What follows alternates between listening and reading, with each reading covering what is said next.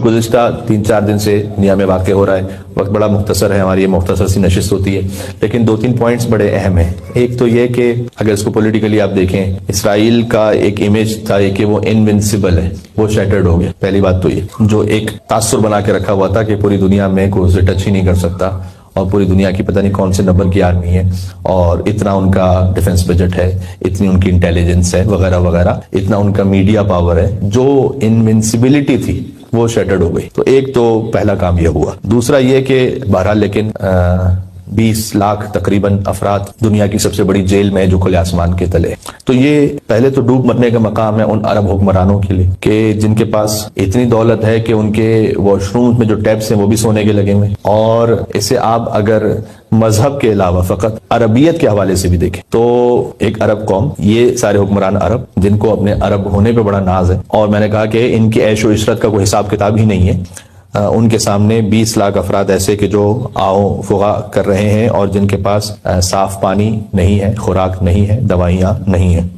اور سوال ایک یہ بھی ہے کہ کیوں بالخصوص پاکستان کے پرسپیکٹو سے بات کریں تو ہمارے لوگوں کو بار بار بہت سے نعروں سے بیوقوف بنایا جاتا ہے. کہاں ہے وہ 34 ممالک کی اتحادی فوج کہ جس کے سربراہ ہمارے ایک سابقہ جنرل تھے. تو ہمارے لوگ بھی اس طرح کے نعرے جب لگتے ہیں تو بڑے خوش ہو جاتے ہیں کہ پتہ نہیں کیا کچھ ہمارے ہاتھ میں آ گیا. تو یہ وہ ہیں کہ جو اصل میں انہی کے آقاؤں کے تحفظ کے لیے, یہ ہمیں سمجھنے کی ضرورت ہے. دوسرا پوائنٹ یہ ہو گیا. تیسرا یہ بھی کہ آپ یہ دیکھیں کہ ایک حل اس کا یہ پیش کیا جاتا ہے, چونکہ بعض اوقات ہمارے یوتھ بھی کنفیوز ہوتے ہیں, ایک حل اس کا یہ پیش کیا جاتا ہے سارے تنازع کا کہ جناب چونکہ فلسطین ایجپٹ کے ساتھ اس کا بارڈر ہے, رفح جس کا نام ہے, تو وہاں پر 20 لاکھ افراد کو وہاں بھیج دیا جائے, وہ سارے عرب ایک ساتھ رہ لیں, اور یہ پورا جو علاقہ ہے وہ اسرائیل کے لیے خالی ہو جائے گا. اور وہاں پر وہ 20 لاکھ افراد, ان کے لیے کچھ عرب ممالک نے, سعودی عرب UAE کی جانب سے ایسا بھی ایک جگہ میں نے پڑھا کہ وہ پورا شہر بنا کے دے دیں گے ان کو اپنے مثلا بلینز آف ڈالر سے, یہ لوگ وہاں رہ لیں. یعنی تو اس کا سادہ سا جواب تو یہ ہے کہ اس سے بہتر یہ ہے کہ یہ سارے جو زائنسٹ ہیں ان کو آپ امریکہ شفٹ کریں اور اپنے اصلی آقا کے ساتھ وہاں ان کے پڑوس میں رہیں, وہ زیادہ بہتر ہے, بجائے اس کے کہ وہ لوگ کے جو دہائیوں سے اور صدیوں سے یہاں پر رہ رہے ہیں وہ کیسے چھوڑ سکتے ہیں اپنے مقام کو, اپنے گھر کو. یہ پاسبل ہی نہیں ہے. یہ بیوقوف والی باتیں, اس طرح کی باتوں سے کوئی حل نہیں ہوتا. وائلنس ختم کرنے کا طریقہ کیا ہے کہ آپ آکوپیشن ختم کریں, آکوپیشن ختم تو وائلنس ختم, سیدھی بات ہے. پھر ان کا جو معاملہ ہوگا وہ آپس کا معاملہ ہوگا, باہر کا جو معاملہ ہے وہ سب ختم ہو جائے گا. تو یہ اس کا ایک ہی طریقہ ہے, اور اس سے بڑھ کے کوئی اور حل نہیں ہے. اس میں ہمیں ایک سمجھنے کی بات کیا ہے, میں آپ کو ایک میلکم ایکس نام کا ایک شخص تھا کہ جو افرو امریکن, اور اس کے بڑے کچھ انقلابی نظریات بھی تھے.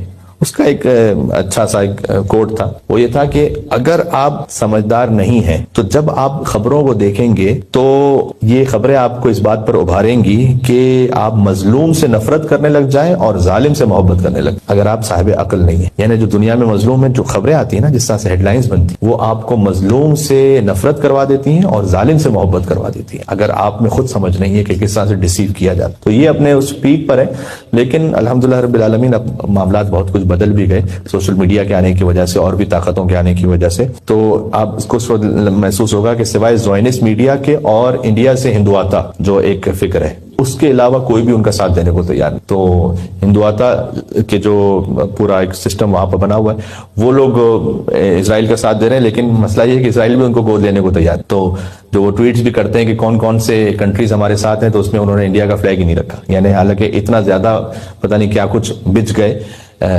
میں نے کہا سارے انڈیا کے ایسے لوگ نہیں ہیں, لیکن یہ کہ ہندواتا جو فکر ہے وہ تو بالکل وہی زائنزم کا دوسرا نام ہے, سمجھ لیجئے. وہ مڈل ایسٹ میں یا ساؤتھ ایشیا میں, بس باقی یہ کہ سارا فکر بالکل وہی ہے کہ ہمارے علاوہ بس سب نکلو یہاں سے, کسی کو رہنے کا حق نہیں. تو میڈیا کے حوالے سے ہمیں ماشاءاللہ اب آہستہ آہستہ جو سمجھدار ہیں وہ سمجھتے ہیں اس بات کو. میں آپ کو ایک مثال دیتا ہوں, مثلا BBC نیوز ورلڈ کی ایک ٹویٹ میں آپ کو سناتا ہوں, لیکن انشاءاللہ آپ بھی اس کو کیچ کر پائیں گے.